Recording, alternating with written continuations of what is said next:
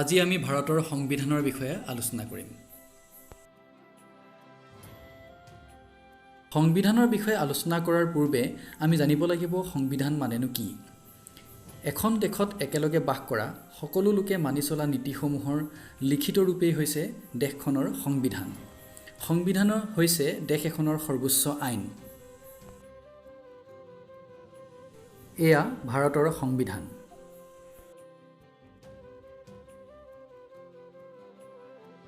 এইখিনিতেই প্ৰশ্ন হয়, এখন দেশত সংবিধানৰ প্ৰয়োজনীয়তা কিমান, ই কি কাৰ্য কৰে, এখন দেশৰ কাৰণে সংবিধান কিমান প্ৰয়োজন।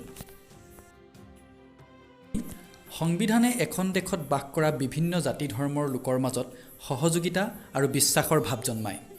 ভাৰতৰ সংবিধানত ভাতৃত্ববোধ, একতা, ধৰ্মনিৰপেক্ষতা আদি আদৰ্শ আৰু নীতি সন্নিৱিষ্ট কৰা হৈছে।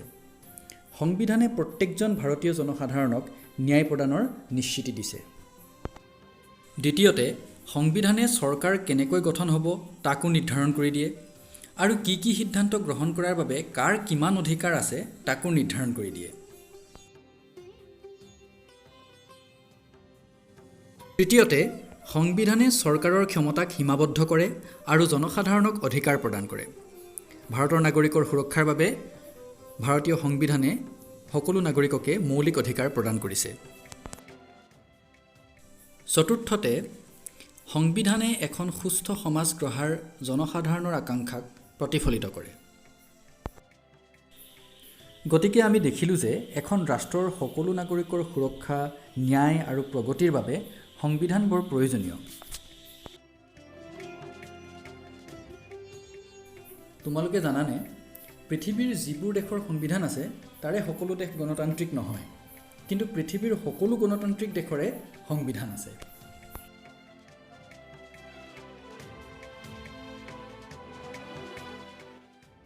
এয়া হৈছে ভাৰতৰ সংবিধানৰ প্ৰস্তাৱনা।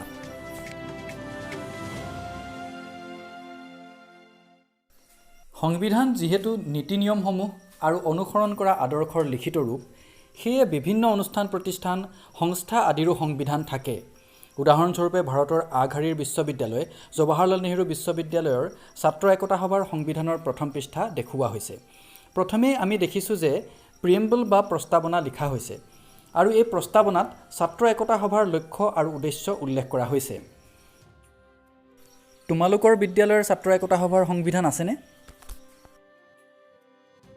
গতিকে আমি দেখিলোঁ যে সংবিধানৰ প্ৰস্তাৱনা হৈছে সংবিধানৰ পাতনি। প্ৰস্তাৱনাত সংবিধানৰ মূল বিষয়বস্তু, আদৰ্শ আৰু লক্ষ্য সম্পৰ্কে বিৱৰণ আছে। এই চিত্ৰত প্ৰথমে আমেৰিকা যুক্তৰাষ্ট্ৰৰ সংবিধানৰ প্ৰস্তাৱনা আৰু তাৰ তলত দক্ষিণ আফ্ৰিকাৰ সংবিধানৰ প্ৰস্তাৱনা দেখুওৱা হৈছে। এই দুয়োখন প্ৰস্তাৱনাই আৰম্ভ হৈছে উই দ্য পিপুলেৰে। আমেৰিকা যুক্তৰাষ্ট্ৰৰ সংবিধানৰ প্ৰস্তাৱনাত আছে we the people of the United States. ভাৰতৰ সংবিধানৰ প্ৰস্তাৱনাও আমেৰিকা যুক্তৰাষ্ট্ৰৰ সংবিধানৰ প্ৰস্তাৱনাক অনুকৰণ কৰি উই দ্য পিপুল অৱ ইণ্ডিয়াৰে আৰম্ভ হৈছে।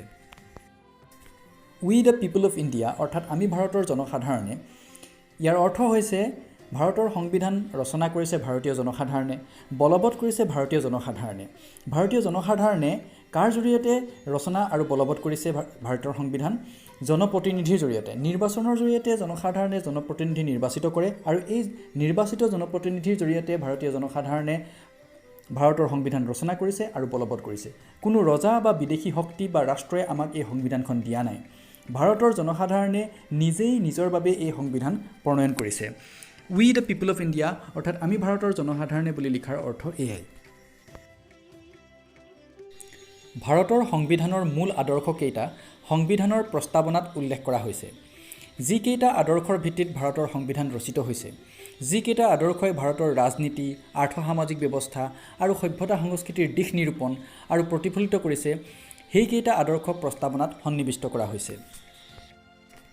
আৰু এই আদৰ্শকেইটা হৈছে সাৰ্বভৌম, সমাজবাদী, ধৰ্মনিৰপেক্ষ, গণতান্ত্ৰিক গণৰাজ্য। আমি ঘড়ীৰ কাটাৰ দিশত এই 5টা আদৰ্শ মনত ৰাখিম: সাৰ্বভৌম, সমাজবাদী, ধৰ্মনিৰপেক্ষ, গণতান্ত্ৰিক গণৰাজ্য। এই 5টা আদৰ্শক ভিত্তি কৰি ভাৰতৰ সংবিধান ৰচনা কৰা হৈছে। এইখিনিতে আমি ক'ব পাৰোঁ যে ভাৰত কি? বা ভাৰত সম্পৰ্কে অতি চমুকৈ আমি যদি ক'ব বিচাৰোঁ তেনেহ'লে ক'ব পাৰোঁ যে ভাৰত হৈছে এখন সাৰ্বভৌম সমাজবাদী ধৰ্মনিৰপেক্ষ গণতান্ত্ৰিক গণৰাজ্য।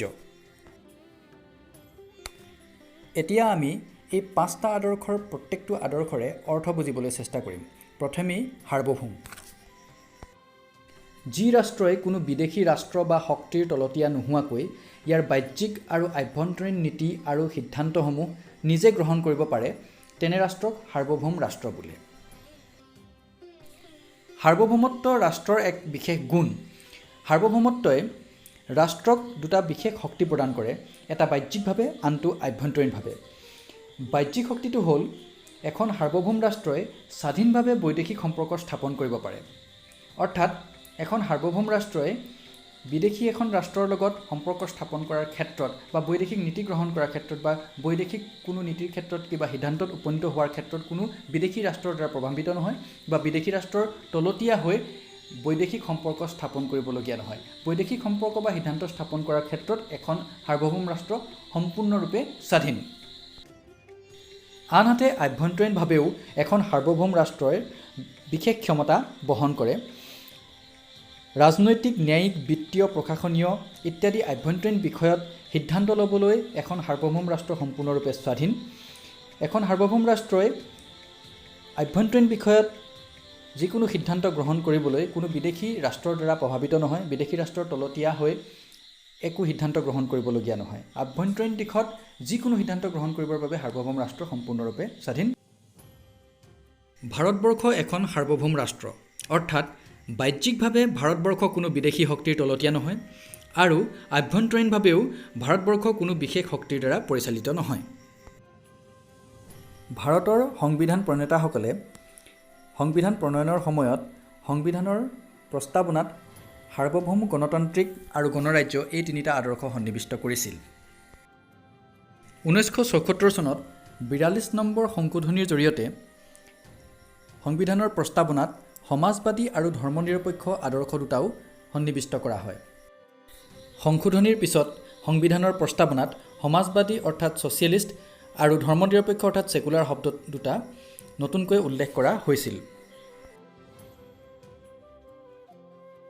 সমাজবাদী আদৰ্শই নিৰ্দেশ কৰে যে ভাৰতত আয়, মৰ্যাদা আৰু জীৱন ধাৰণৰ মানদণ্ডৰ বৈষম্য নাথাকিব।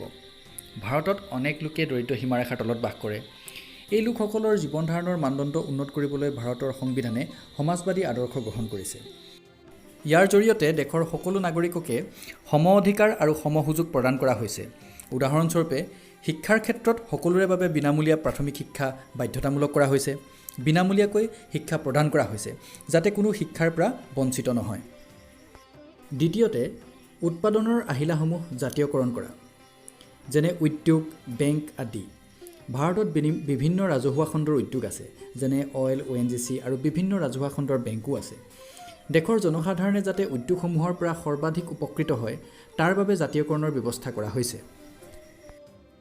তৃতীয়তে জাতীয় আয়ৰ সমবিতৰণ কৰা। ভাৰত এখন কল্যাণকামী ৰাষ্ট্ৰ। বিভিন্ন জনকল্যাণমূলক আঁচনিৰ জৰিয়তে চৰকাৰে জনসাধাৰণক উপকৃত কৰে।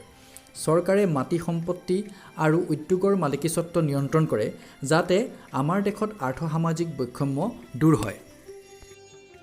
চতুৰ্থতে মিশ্ৰ অৰ্থনীতিৰ জৰিয়তে সমাজবাদ প্ৰতিষ্ঠা কৰা। এইখিনিতে আমি মিশ্ৰ অৰ্থনীতিৰ সম্পৰ্কে জানিব লাগিব। যি অৰ্থনীতিত ৰাজহুৱা খণ্ড আৰু ব্যক্তিগত খণ্ড দুয়োটা থাকে তেনে অৰ্থনীতিক মিশ্ৰ অৰ্থনীতি বোলে। ভাৰতবৰ্ষ এখন মিশ্ৰ অৰ্থনীতিৰ দেশ, কাৰণ ভাৰতবৰ্ষত ব্যক্তিগত খণ্ড আৰু ৰাজহুৱা খণ্ড দুয়োটা আছে। উদাহৰণস্বৰূপে ASTC Assam state transport corporation ৰাজহুৱা খণ্ডৰ পৰিবহণ কোম্পানী, আনহাতে ব্লু হিল নেটৱৰ্ক ইত্যাদি ব্যক্তিগত খণ্ডৰ পৰিবহণ কোম্পানী। তেনেকৈ ৰাজহুৱা খণ্ডৰ বেংক আছে, লগতে ব্যক্তিগত খণ্ডৰ বেংকো আছে। অইল, ONGC ৰাজহুৱা খণ্ডৰ উদ্যোগ হয়, আনহাতে অনেক ব্যক্তিগত খণ্ডৰ উদ্যোগো আমাৰ দেশত আছে। ইয়াৰ পিছতে আমি সংবিধানৰ আনটো আদৰ্শ ধৰ্মনিৰপেক্ষতাৰ বিষয়ে আলোচনা কৰিম। আমি আগতেই উল্লেখ কৰিছোঁ যে 1974 চনৰ 42 নং সংশোধনীৰ জৰিয়তে ধৰ্মনিৰপেক্ষ শব্দ প্ৰস্তাৱনাত সংযোগ কৰা হৈছিল। ধৰ্মনিৰপেক্ষ শব্দৰ অৰ্থ হৈছে ভাৰতত কোনো চৰকাৰী ধৰ্ম নাই, চৰকাৰৰ দৃষ্টিত সকলো ধৰ্ম সমান, ভাৰতত ধৰ্মৰ নামত কোনো বৈষম্য নাথাকিব দেশৰ নাগৰিকসকলে যিকোনো ধৰ্ম আৰু ধৰ্মীয় আচাৰ অনুষ্ঠান পালন কৰিবলৈ সম্পূৰ্ণ স্বাধীন। ইয়াৰ লগতে ভাৰত চৰকাৰে সকলো ধৰ্মৰ সকলো বিশ্বাস আৰু আচাৰ অনুষ্ঠানক সমান সন্মান জনাব। এই মেপত নীলা ৰঙৰ দেশসমূহত খ্ৰীষ্টান ধৰ্ম ৰাজধৰ্ম বা চৰকাৰী ধৰ্ম, সেউজীয়া ৰঙৰ দেশসমূহত ইছলাম ধৰ্ম ৰাজধৰ্ম আৰু হালধীয়া ৰঙৰ দেশসমূহত বৌদ্ধ ধৰ্ম ৰাজধৰ্ম হিচাপে পালন কৰা হয়। আমাৰ ভাৰতৰ চুবুৰীয়া দেশসমূহত কি ধৰ্ম ৰাজধৰ্ম হিচাপে পালন কৰা হয় তোমালোকে বিচাৰি উলিয়াব পাৰিবানে?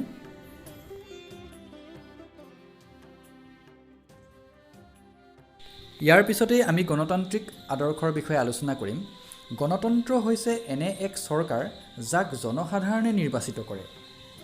সেয়ে কোৱা হয় democracy is a form of government in which the rulers are elected by the পিপল।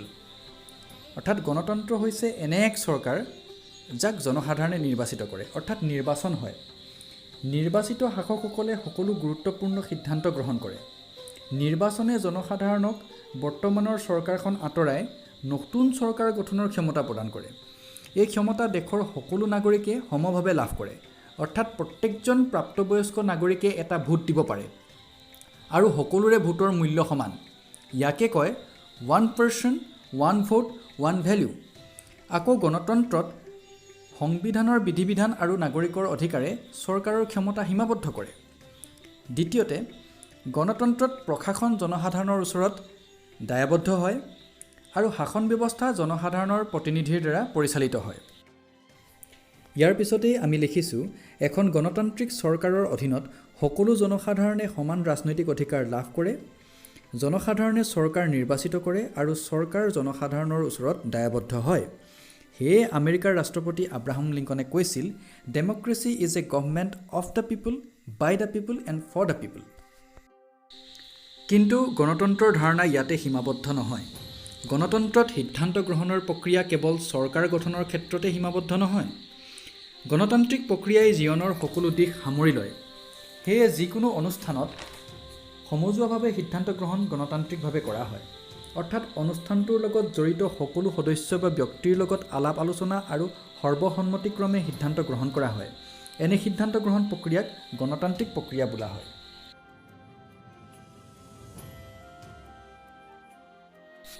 তোমালোকে জানানে ব্ৰিটিছৰ শাসনকালত সমগ্ৰ ভাৰতৰ জনসাধাৰণৰ মাজৰ শিক্ষিত আৰু নিৰ্দিষ্ট পৰিমাণৰ সম্পত্তি থকা মাত্ৰ 14% জনতাক ভোট দিয়াৰ অধিকাৰ প্ৰদান কৰা হৈছিল। এনেদৰে নিৰ্বাচিত চৰকাৰ এখন গণতান্ত্ৰিক প্ৰক্ৰিয়াৰে নিৰ্বাচিত হৈছে বুলি তুমি ভাবানে? ভাৰতৰ সংবিধানে প্ৰাপ্তবয়স্ক সকলো লোককে ভোটাধিকাৰ প্ৰদান কৰিছে। এই পৃথিৱীৰ মেপখনত 1975 চনলৈকে সমগ্ৰ পৃথিৱীৰ গণতান্ত্ৰিক দেশসমূহক হালধীয়া ৰঙেৰে দৰ্শোৱা হৈছে।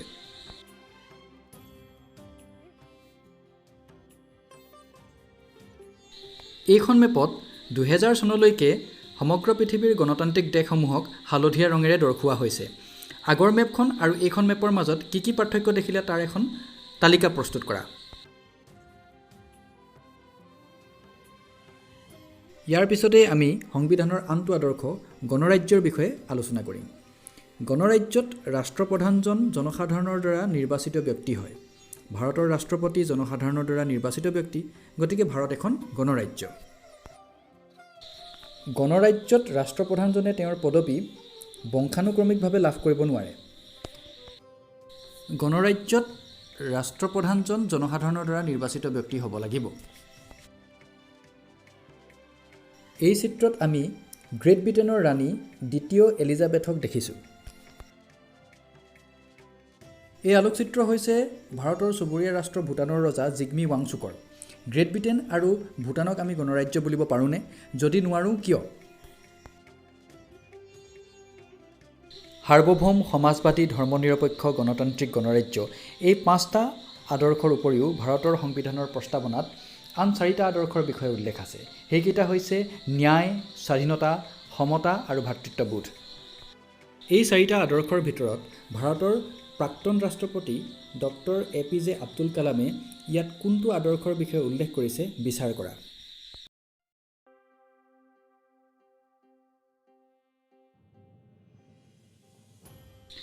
ভাৰতৰ সংবিধানৰ অৰিজিনেল কপিকেইটা প্ৰেম বিহাৰী নাৰায়ণ ৰায়জাদাই হাতেৰে লিখিছিল, অৰ্থাৎ ভাৰতৰ সংবিধানৰ মূল কপিকেইটা হাতে লিখা আছিল।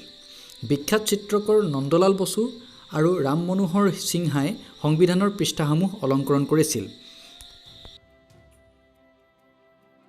ভাৰতৰ সংবিধান পৃথিৱীৰ ভিতৰতে দীঘল সংবিধান। স্বাধীনতাৰ পিছৰ পৰা বৰ্তমানলৈকে ভাৰতৰ সংবিধানে ভাৰতবৰ্ষক পৰিচালিত কৰি আহিছে।